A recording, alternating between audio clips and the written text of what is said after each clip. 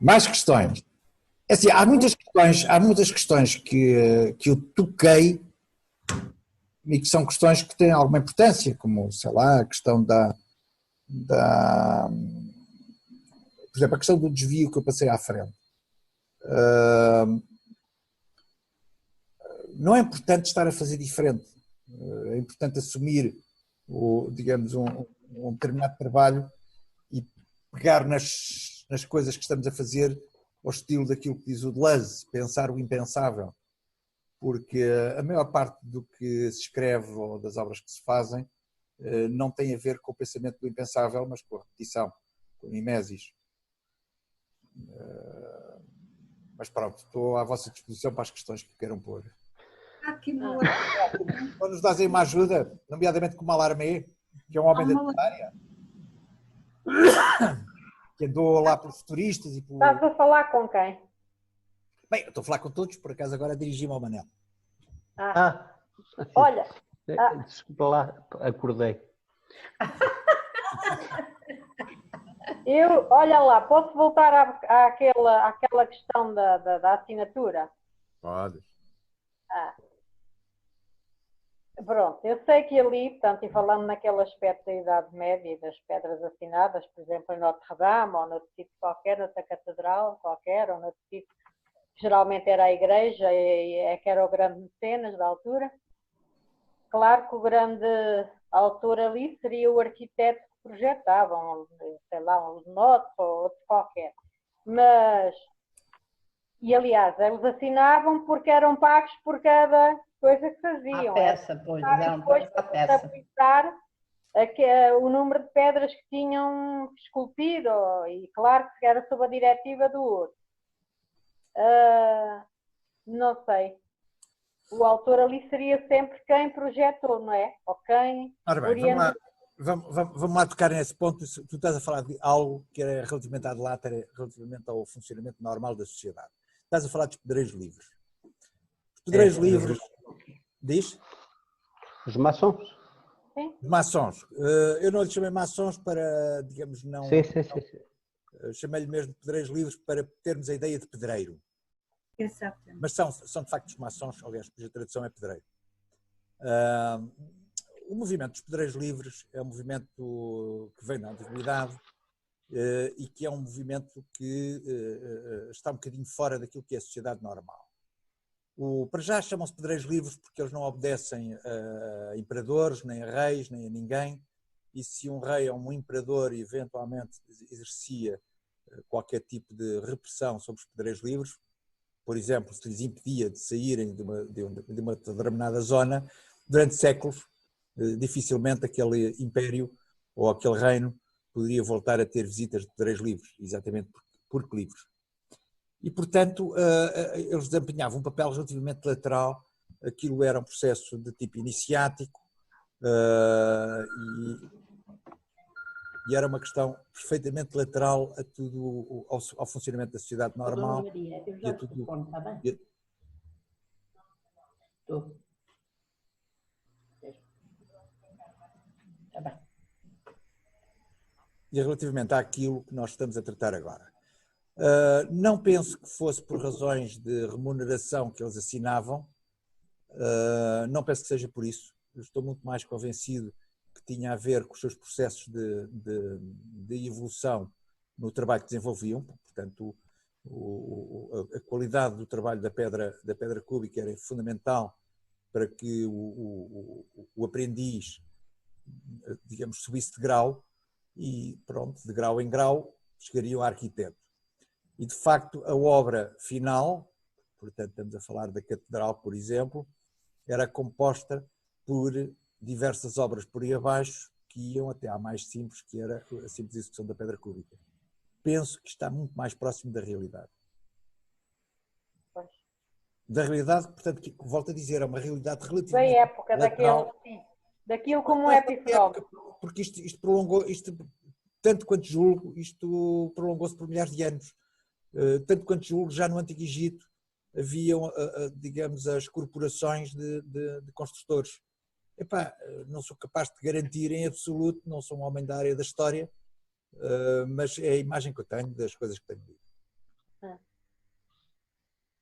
Então, Manel, vai lá, René. Não, eu não vou. Não, hoje não digo, porque apesar de ter tomado nota do que havia para fazer, eu não atualizei coisas que já estão no passivo, digamos assim. Olha, mas então nesse caso eu vou aqui ser um comentário um bocadinho de acordo com o que o Nuno falou, ó Nuno. E voltando ao Homero, partindo do princípio que eventualmente o Homero possa ter sido um mero escrevedor daquilo que era a tradição oral em relação à epopeia da Ilíada, poderemos estabelecer aqui alguma ligação com aquilo que são, e isto é um bocado fazer de advogado do diabo, podemos estabelecer aqui alguma relação com aquilo que é aquelas pessoas que pegam numa obra e a reproduzem e que depois dizem que é sua? Vamos lá ver. São momentos diferentes da história e funções completamente distintas. Enquanto hoje tu tens, de facto, quem faça teses e plagie pedaços de outras teses para, enfim, para... Isso é aceitável, se houver indicação? Se tiver... Eu agora não estou a fazer juízes e não vou fazer. Claro. Não é isso. Obviamente, do ponto de vista daquilo que são as regras atuais de funcionamento, não é aceitável, mas é do ponto de vista das regras atuais.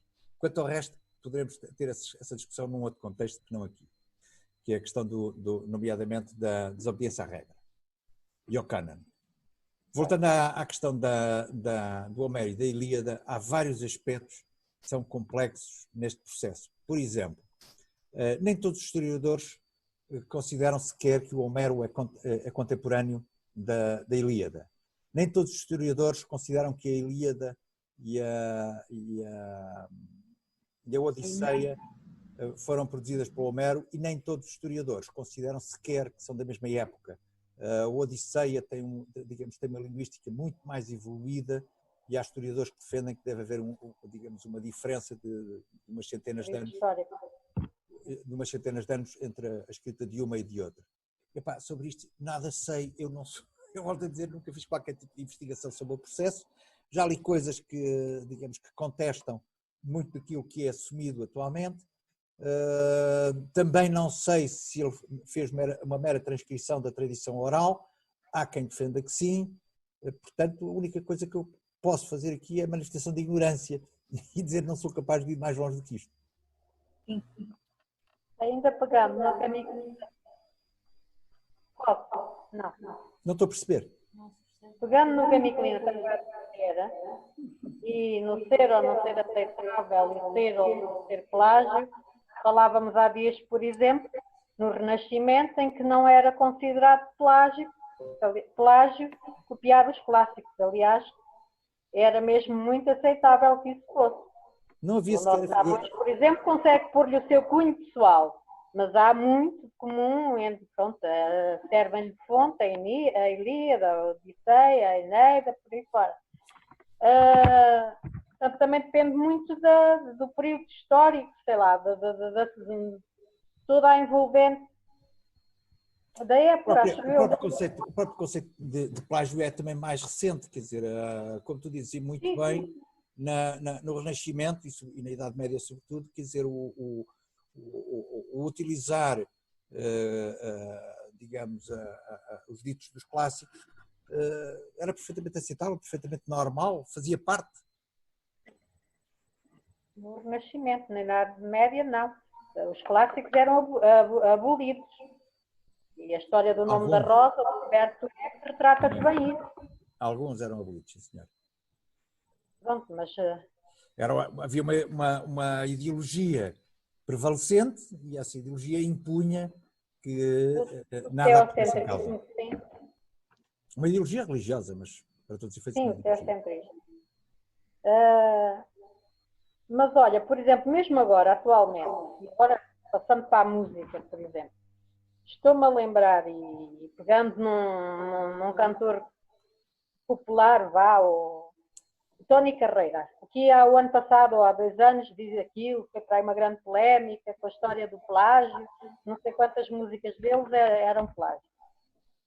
Um dos autores de uma das músicas que se considerava ser a base da dele, ou que ele tinha plagiado, vem dizer que não, senhor, que o autor, acho que depois também depende muito de quem está por trás, que o autor, ao ser feito, gosta que a sua obra seja divulgada nas mais diferentes línguas e que não considere que aquilo seja plágio.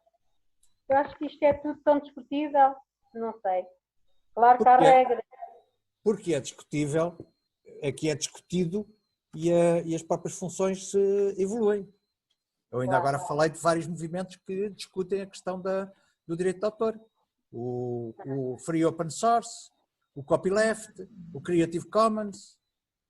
O nosso Agostinho da Silva também diria que não há nada de original, que já não há nada para criar. Tudo já foi criado. O Fernando Pessoa diz que há êmbolos e há engrenagens que já passaram pelo cérebro de Ésquilo, etc. Pronto, tudo isso é verdade. Opa, o próprio Foucault e o próprio Barthes partem também desse ponto. Pois. Para chegarem às conclusões que chegaram. Aliás, o Foucault, ele a certa altura diz, não sei se eu tomei nota disso,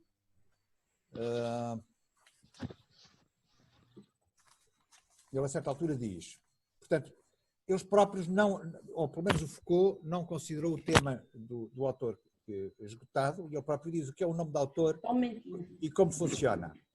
Bem longe de vos dar uma solução, limitar-me-ei a indicar algumas dificuldades que ele apresenta. Portanto, esta questão está completamente em aberto, não há, de facto, ou seja, por mais voltas que nós demos à coisa, voltamos sempre ao ponto de partida. Não digo isso. O que eu posso dizer é que os conceitos evoluem com o tempo. Pois. O conceito de autor hoje não tem nada a ver com o conceito de autor ou a autoridade, não tem nada a ver com o conceito de autoritas ou até do augere, de onde vem, portanto, o próprio vocábulo autor. Não pode ser. Diz? Pois não pode ser, tudo tem a ver com uma determinada época e com essa evolução. Embora haja muito do que estava estabelecido anteriormente ou criado anteriormente, há sempre uma reapropriação e uma recriação e algo de implícito de quem cria, de genuíno, de sui generis naquilo que faz. Há o teu estilo próprio, embora possas ter por base outros.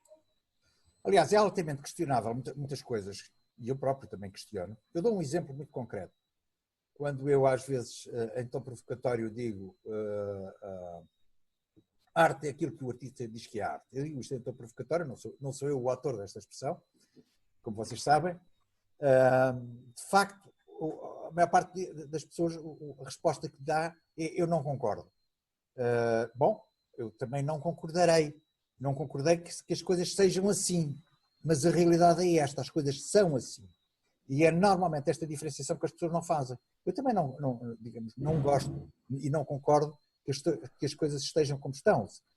Permitem grandes mercados e grandes audiências, e é esse o objetivo, é transformar a própria arte num espetáculo e não haver mais a preocupação da arte enquanto arte.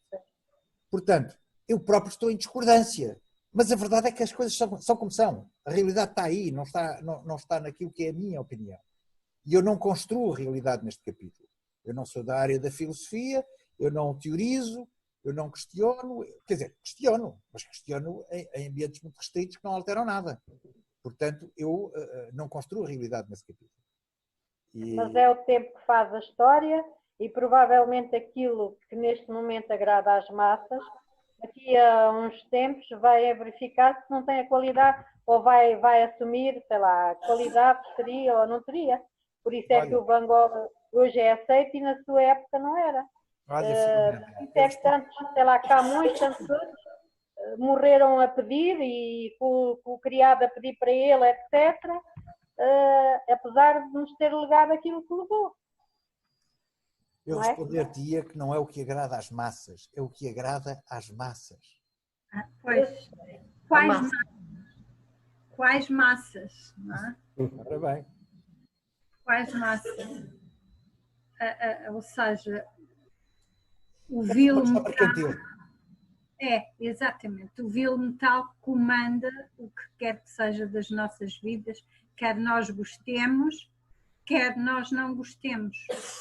E vocês reparem que a própria evolução da função do autor, com o papel que estão a desempenhar movimentos como o Free Open Source, o Copyleft e o Creative Commons, estão nitidamente a ser aproveitados pelas grandes fortunas, pelas colossais fortunas de indivíduos que são os donos das redes sociais. Portanto, até aí, a própria função do autor está controlada pelas massas. E essas próprias redes sociais passam cá para fora aquilo que querem passar e que lhes dá jeito de passar. Ainda agora se viu isso há dias com a história do Covid e das declarações dos médicos. E aquilo que é um autor hoje, garantidamente não é o mesmo que é daqui a 20 anos.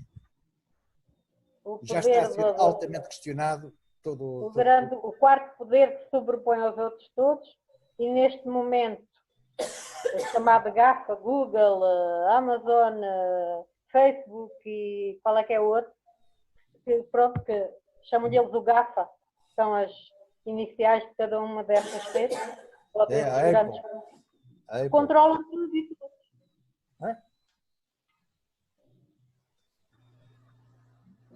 Não sei. Manela, não dizes nada. O Manel diz que estou a ouvir. Eu não preparei a aula, portanto estou aqui. Mas ninguém preparou, entre aspas. Eu acho que não, porque estávamos a contar com o Nuno. Mas todos nós temos, a nossa cultura geral e o que está por trás e temos dúvidas ou não, não é? Claro. Eu confesso que preparei um bocadinho, mas estou como o Manel, mais a dormir que acordado. Oh, meu Deus! Manel, é da lua cheia, diz-me a minha professora de yoga. Ontem foi lua cheia. Nós ontem na aula de yoga estávamos todos influência de dormir. A pedir para a aula ser só no tapete. E ela disse, e há uma espécie de yoga, não sei qual é, ela disse o nome, mas não sei, que nem sequer pratica a modalidade na época da lua cheia, porque as pessoas estão muito mais... A parte emocional está muito mais... Deve ser esse o meu problema. Então, Miquelina, que foste a grande reivindicadora do debate do tema, não tens aí nada para me insultar, para tu dizer, foste limitado, não foste fundo. Não tens aí nada para... Não, porque houve uma altura em que eu li um bocado sobre isto e neste momento estou muito... Não tenho tido também muito tempo para preparar, porque, como vos disse, tenho tido cá gente de fora. Ainda tenho cá a família que veio da Alemanha e que veio de França, portanto, não tenho tido muito tempo para pegar e rever as minhas notas. E foi um bocado ao sabor. De qualquer modo, não deixo de dizer que continuo com a sensação que tinha antes, se calhar um pouco mais agudizada. É que, por mais que eu ande à roda deste tema, eu nunca vou chegar a lado nenhum. Com este teu trabalho, mais eu vinco esse sentimento de alguma, não direi frustração, porque não é, mas de alguma... Busca incessante de estar incompleto, de saber que faltou-me aquele bocadinho assim. Olha, mas é bom. Saber que sabes e o querer saber sempre mais. Faltou ainda aqui um bocadinho. Eu ainda fico com muita coisa por clarificar, se alguma vez for possível clarificá-las. Não sei se será isto bem, bom, se não será, mas a verdade é que é isso, quer dizer, andamos aqui e é a tal história da pescadinha de rabo na boca. Pronto, não seguimos disto. Eu vou-te fazer uma promessa. À medida que o tempo for passando e que nós voltemos a este assunto e aprofundemos um pouco mais, eu garanto que vais ficar cada vez pior. Obrigada. Cada vez menos esclarecida. Quanto mais esclarecimento... Quanto mais aprofunda, menos sabe. Quanto mais esclarecimento eu for transmitindo, pior tu ficas. Prometo. Não é isso que tu queres? Mas isso... Abanar consciências. É assim, senhora, abanar as cabeças. Mas isso é o normal, é assim que surge. De facto, não dá, pronto, não. Voltamos sempre à mesma coisa, mas pronto, fico contente porque não me sinto tão sozinha no meio deste... Eu estou juntamente contigo para assim à força toda. Este baralhal, não me sinto muito sozinha, sinto-me mais acompanhada. E creio que todos estamos. É bom. Vou deixar-vos aqui só um desafio para alguém que queira trabalhar um pouco sobre este assunto, embora a pessoa que seria naturalmente a desenvolver esta questão seria a Michelina, foi quem levantou a ponta do véu.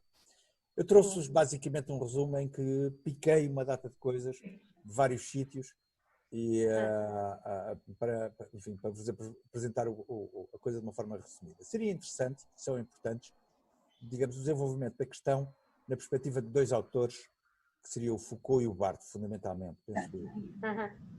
Eu lançava o desafio, ou à Michelina, ou a quem queira pegar nele, para depois fazer uma comunicação especificamente sobre o pensamento destes dois. O que é que acham? Acho ótimo, Michelina, vá lá, ponha-se a trabalhar. Eu acho ótimo, Maria de Lourdes, ponha-se a trabalhar. A menina. Agora. Mas eu não posso... Foucault. Há aquela célebre comunicação dele sobre o que é um autor. Ele depois ainda teve mais algumas abordagens posteriores e o Barthes é a questão da morte do autor. A morte do Barthes, acho que eu já tinha enviado para o WhatsApp algumas coisas sobre isso. Sim, já. De Foucault, não. Mas também posso espreitar. Mas eu neste momento não me posso comprometer, como já vos disse, tenho cá gente de fora, vou estar fora, portanto não posso agora... Só será para setembro. Agora seria sempre para setembro.